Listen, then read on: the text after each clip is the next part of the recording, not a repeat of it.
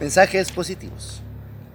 Vamos a iniciar a ver en la primera lectura de la misa algunas cartas de San Pablo. Empezamos por la carta a los Gálatas. Normalmente en las cartas de San Pablo hace introducciones muy largas, bendiciendo y diciendo. Aquí en 6 versículos ya entra al asunto de la carta. Es una carta muy especial esta carta a los Gálatas. Hoy vemos Gálatas 1, 6, 12, dice lo siguiente. Hermanos, me extraña mucho que tan fácilmente hayan abandonado ustedes a Dios Padre, quien los llamó a vivir la gracia de Cristo, y que sigan otro evangelio. No es que exista otro evangelio, lo que pasa es que hay algunos que los perturban a ustedes tratando de cambiar el evangelio de Cristo.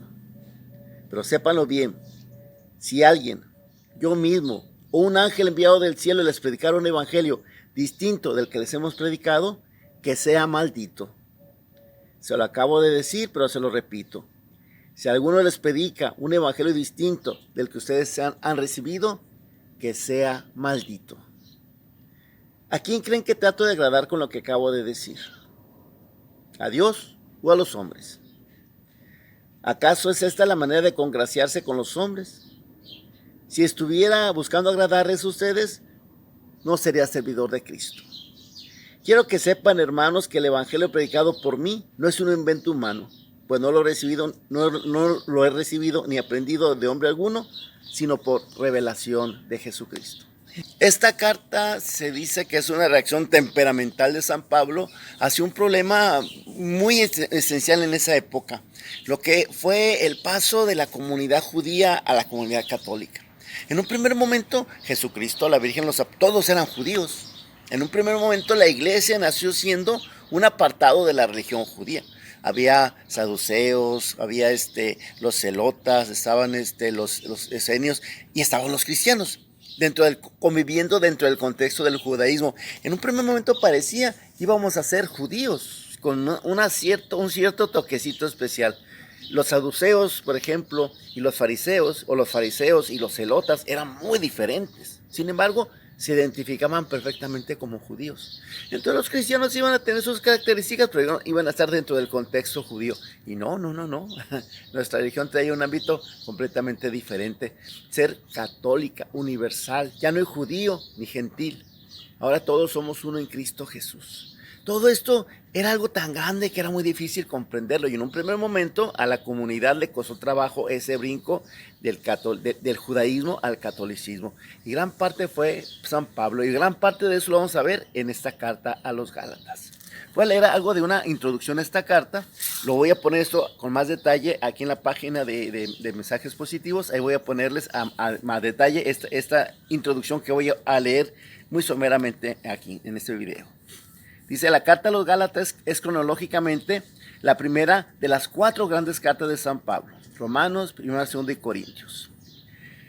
Sin embargo, en el orden se pone al último lugar de estas porque es la más pequeña de las 4.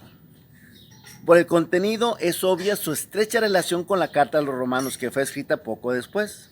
Gálatas adelanta el tema fundamental: la justificación por la fe en Cristo y no por las obras de la fe mosaica, que en Romanos tendrá un desarrollo más reposado y extenso. Lo que sucede es que le llegan a Pablo las noticias, pues, de la llegada de unas personas que en las comunidades que él había evangelizado, les decían que tenían que volver al mundo judío, que tenían que circuncidarse, tenían que cumplir la ley de Moisés para poderse salvar. Si no, la salvación en Jesús, la fe en Jesús no los iba a salvar. Y entonces a Pablo le cuenta como que le echaron sal a la herida. Y esa es una reacción muy fuerte que hace San Pablo. En la carta a los Romanos, con más calma, detallará y fundamentará esos temas. Aquí es como la primera reacción que hace San Pablo a un asunto que para él era muy importante. El tema principal de esta carta es si solo Cristo tiene poder para justificar y para salvar. Si es así, quien predique otro evangelio está completamente en el error. Sea maldito, dice San Pablo con mucha fuerza. Anatema, sí. De ahí la doctrina de la libertad de los cristianos con respecto al cumplimiento de las prescripciones de la ley mosaica y de la compleja jurisprudencia añadida por la tradición de los escribas. Para los judaizantes, la identidad cristiana le pertenecía al verdadero Israel y por tanto requería la circuncisión. El apóstol reacciona con fuerza, casi con vehemencia contra tal concepción. El hombre justo para Dios solo es justo por la fe en Jesucristo. Galacia era una región del Asia Menor que se corresponde con la planicie central de la actual Turquía. Los gálatas era un pueblo asiático hermano de los celtas, de los galos, que llegaron a esa región más o menos poco antes de la época de Alejandro Magno, y ahí se helenizaron, ahí se ubicaron. San Pablo en su primer viaje apostólico hacia el año 45 al 49 entró en contacto con ellos al evangelizar el sur de esa provincia. Ahí en esa región de Galacia llegaron algunos judíos cristianos aferrados a sus tradiciones y que exigían el cumplimiento de la ley. Y entonces eso, repito, hizo que San Pablo pues brincara muy alto. Esta carta se ha llamado un grito de amor y de dolor. Un grito de advertencia que hace muy fuerte San Pablo. Esta carta, escrita más o menos entre el año 54 y 55, resulta el mejor comentario a las conclusiones del Concilio de Jerusalén. Recuerdan que en ese concilio se vio precisamente de qué manera los paganos que llegaban al cristianismo tenían que relacionarse, tenían que ser judíos o podían ser aparte. Entonces ahí se cayó en la conclusión de que no tenían que hacerse judíos. Basaban ciertas prescripciones que les dieron, pero no tenían que hacerse judíos, no tenían que circuncidarse, no tenían que seguir la ley de Moisés. En esa carta, en el fondo, lo que se ventilaba era la suficiencia o insuficiencia de la muerte redentora de Cristo por nosotros. Al afirmar que el hombre necesitaba de las obras de la ley para conseguir la salud, era hacer una injuria a la cruz de Cristo. Y eso a Pablo lo haría en lo más profundo de su fe. De ahí su reacción súbita y apasionada. Habla fuerte como en ninguna otra carta. Quizá en ningún otro escrito aparezcan tan en vivo como en esta carta las graves dificultades que hubo de luchar el cristianismo para separarse del judaísmo. Y la parte extraordinaria que San Pablo ocupó en este espacio. Con esta carta, el apóstol sacudió definitivamente para la iglesia el yugo de la ley de Moisés. A medida que la fe cristiana se fue propagando en medios no judíos y aumentó el número de convertidos procedentes del paganismo, las diferencias entre los cristianos de origen judío y los cristianos de origen gentil pues fueron poniéndose muy de manifiesto. A la hora de las comidas, de la celebración de la Eucaristía, del valor de otros ritos como el bautismo. Ese problema, repito, se vio en el Concilio de Jerusalén hacia el año 49. Supuestamente había sido resuelto, pero sin embargo había cristianos judíos que no se resignaban y que intentaban por su cuenta hacer que las cosas se pusieran en orden.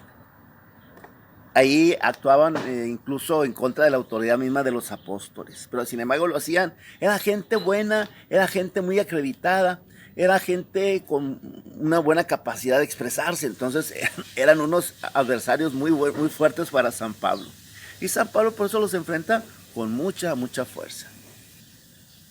San Pablo defiende con vehemencia que la salvación y la justificación por parte de Dios no dependen del cumplimiento de la ley, sino de la fe en Jesucristo como único Salvador e Hijo de Dios. En Abraham, que actuó según la fe antes de que se hubiera dado la ley, fueron bendecidas todas las naciones de la tierra de acuerdo con la promesa, Génesis 12:3, la cual se ha cumplido en Jesucristo. La salvación no se obtiene mediante el cumplimiento de la ley de Moisés y de las prescripciones judaicas, sino que se ofrece en Jesucristo para todos los hombres. Dice Gálatas 3:27 al 29. Porque todos los que fueron bautizados en Cristo se han revestido de Cristo. Ya no hay diferencia entre judío y griego, ni entre esclavo y libre, ni entre varón y mujer, porque todos ustedes son uno en Cristo Jesús. Y si son de Cristo, entonces también son descendencia de Abraham y herederos de la promesa. Entonces, este es el evangelio que Pablo va a defender con mucha fuerza. Es el evangelio por el cual él va a dar la vida. Esta actitud enérgica que San Pablo muestra fue muy importante para la iglesia naciente.